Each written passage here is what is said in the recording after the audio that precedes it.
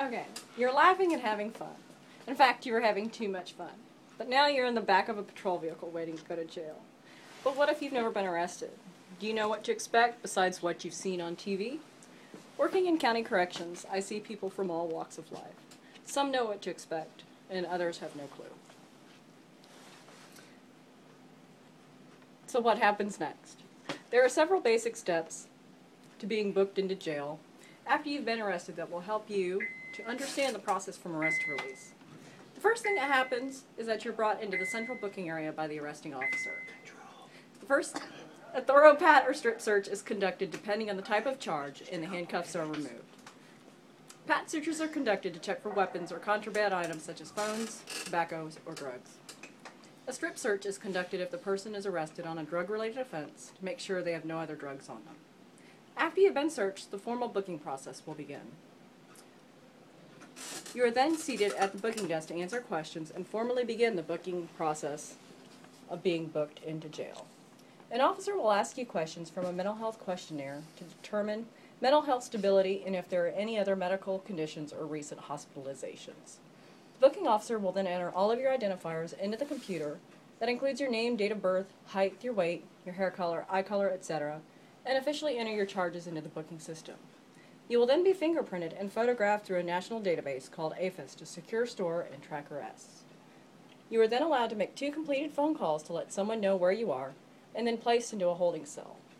After this process, you have been formally charged and detained in jail and must then meet with the judge. The second step in being arrested and brought to jail is a process called magistration, where a judge informs you of what you have been charged with and to set a bail amount which allows you to get out of jail until you go to court. You will then be called into the judge's office where he will begin to formally arraign you on the charge you are arrested on. The judge will then tell you the type and level of the crime and what they mean and what your bail amount is. You will then fill out a defendant information sheet for the judge to give to the court so they know where to send your court date notice. After your bail is set, the judge will ask you if you want to hire an attorney and will explain these options to you. The judge will explain that it is your right to have an attorney for your case and will explain how to get one.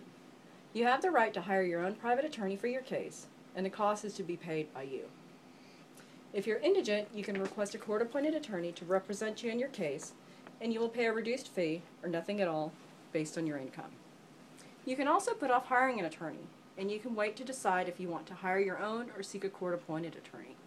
And now that you know your charges, your bail amount, and your right to an attorney, you can call a bondsman to arrange bail and get out of jail.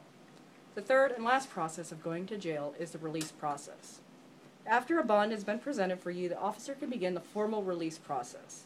A bond fee is paid by the bonding company to secure your release from jail. You will then be run through a national and state system called NCIC and TCIC, and the local jail system to check if you have any outstanding warrants elsewhere that could prevent you from being released. If you are clear of any outstanding charges or any other warrants, you are clear for release. You can now be released from jail until you have to appear in court. Now the officer can begin your physical release. You're visually checked via your mugshot photo, your name and date of birth, to ensure that you're the correct person to be released.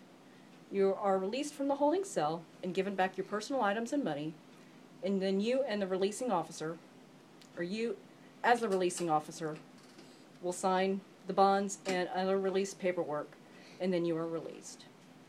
So now you know the simple process of booking, magistration, and release from jail if you ever find yourself in the back seat of a patrol vehicle after a night of too much fun. Very good. Yay. Clap, clap. Yay. Big round. Big round. The last one was kind of creepy. You can